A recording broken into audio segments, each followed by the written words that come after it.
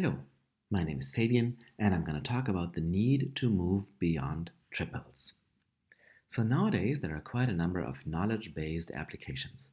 For example, you can use your iPhone and ask, when was Elvis Presley born? And you will get the answer.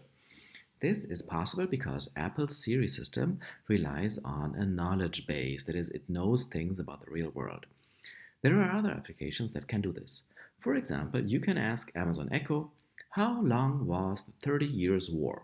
And you will get an answer. And there are many other tools that can do this, for example from Microsoft or from Google. And if you think that this is just for fun, then that's not true, because IBM Watson, which also relies on a knowledge base, has been used to find proteins that relate to cancer. And if anything can be used to study cancer, then it is definitely something serious. So nowadays we have lots of knowledge bases. For example, there is Yago, BabelNet, DBpedia, Wikidata, NEL, and TextRunner on the academic side, and industrial project at Google, Microsoft, or eBay, Facebook, or IBM. And here I have to interrupt myself for a message from our sponsor. Have you ever wanted your knowledge base to be so clean that you can reason on it? Then try the new version of Yago at http://yagonowledge.org. Yeah, I'm sorry for this, but I also have to finance my research somehow. So now let's look what is inside a knowledge base. Inside a knowledge base, we find something like a graph, where the nodes are entities, such as, in this example, Andrew Wakefield, and the edges are relationships between these entities, such as, for example, Andrew Wakefield was a film director. So these facts are called triples because they consist of a subject, a relationship, and an object, and this knowledge representation format is RDF, the Resource Description Framework. And here we see, for example, that Andrew Wakefield was a film director, he was a national of the United Kingdom, and he was born in Eton, and so on. But do you really know who this guy was? Well, it's kind of unfair to ask rhetorical questions in a video recording, so let me tell you who this guy really was. Here is something about this guy. It is the guy who actually postulated the link between vaccines and autism. So here's the full story. In February 1998, Andrew Wakefield published a paper in the medical journal The Lancet, which reported on 12 children with developmental disorders. The parents were said to have linked the start of behavioral symptoms to vaccination. The resulting controversy became the biggest science story of 2002. As a result, vaccination rates dropped sharply. In 2011, the British Medical Journal detailed how Wakefield had faked some of the data behind the 1998 Lancet article. So as you see, none of this is actually in the knowledge base. In the knowledge base, we just know that this guy was born in Eton. So this is not at all what we would be interested in. If you are at a dinner table or in a pub and you're discussing with friends or family, you're not going to be discussing that this guy was born in Eton, but you're going to be discussing about his proposed link between vaccination and autism. So this is the problem if actually the main facts of interest are actually not in our knowledge bases. So if we want to make our knowledge bases useful, then, and this is the claim of this paper, we need to move beyond triples. We have to add things such as beliefs, claims, events, reasons, stories, and falsifications. This is how we can make the applications really intelligent. And for this, so the paper says, we have to be able to extract such complex knowledge from text, such as in the example we just saw. I'm going to call this IE for information extraction. And second, we will have to reason on this type of information in order to draw conclusions. So you may say, oh, we already have this. So let's see what we already have. Here is what is possible already in information extraction. There are several cool approaches that can extract non-binary information, that is, types of information that goes beyond triples from natural language text. For example, these systems can extract from the sentence, Andrew Wakefield published in The Lancet in 1998, the event of a publication with an author, a venue, and a time. And there are several systems that can do this. There is a list here, and there is also a large discussion of this related work in the vision paper. There are even systems that can link these entities here in this sentence to a knowledge base, for example, a randomly chosen knowledge base, to Yago. But what these systems cannot do is analyze a text such as the following. Here's the text. Wakefield published a paper that reported on children. Their parents were said to have linked the start of the behavioral symptoms to vaccination. The resulting controversy caused vaccination rates to fall. So what we want to extract from this text is that there is a publication event by this author. It is a publication of a paper. It contains a claim of a link between symptoms and vaccination. The claim is by the parents of the children that the publication is about. And this publication caused the vaccination rate to fall.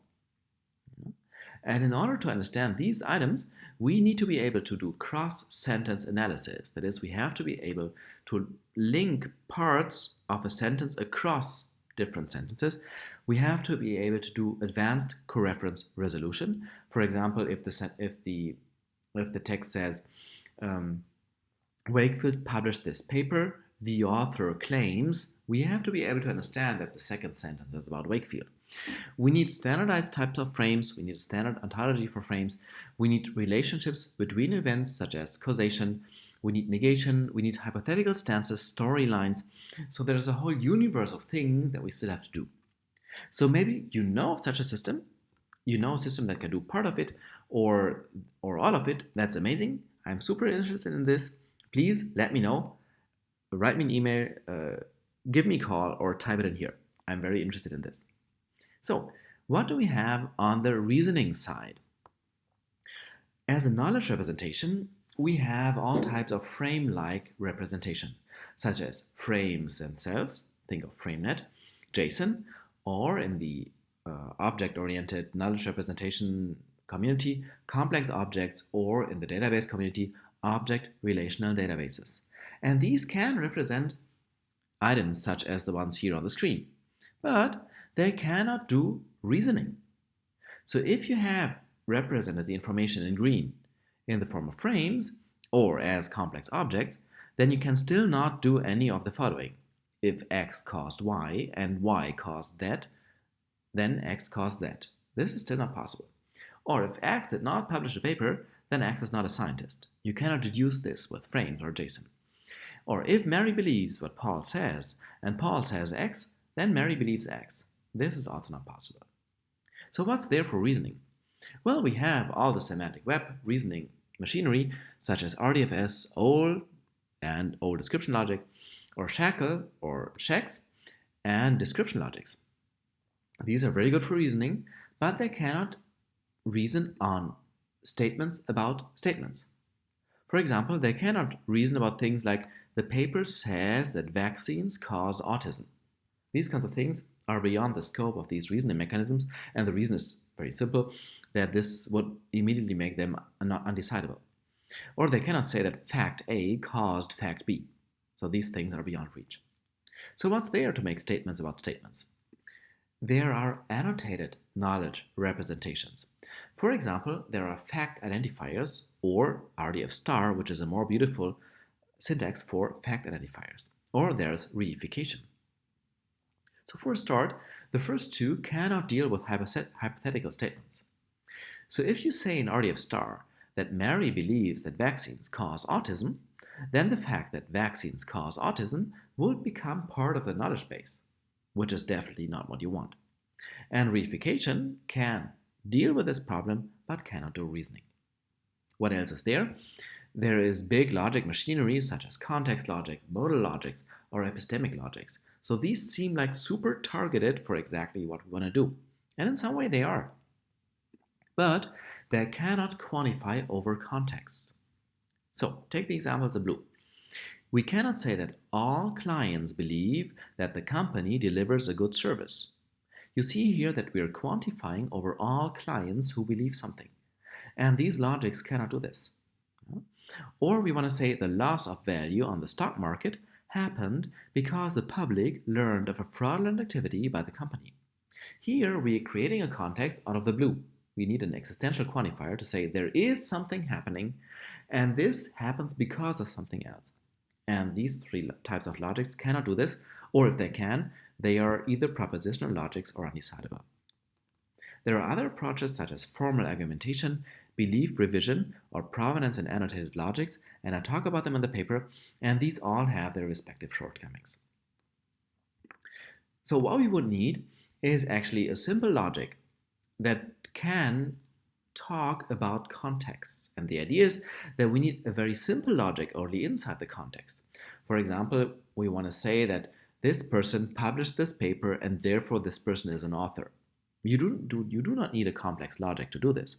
You could do, for example, with first order logic without accidental quantifiers, or maybe even OLEL or data log. So we need something very simple inside a context.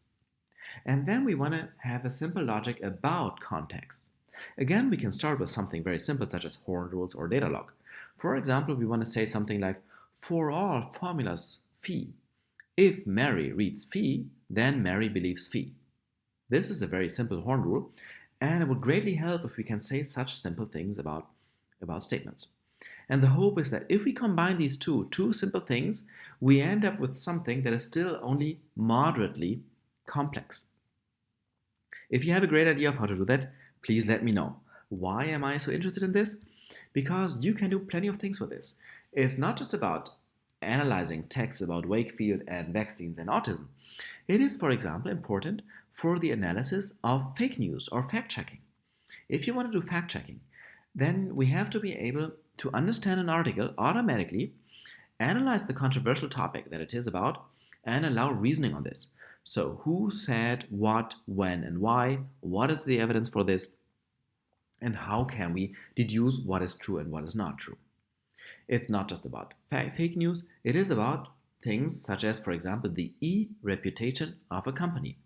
A company wants to know how it is perceived on the web by journalists, in blogs, in tweets, or by clients, in reviews, for example.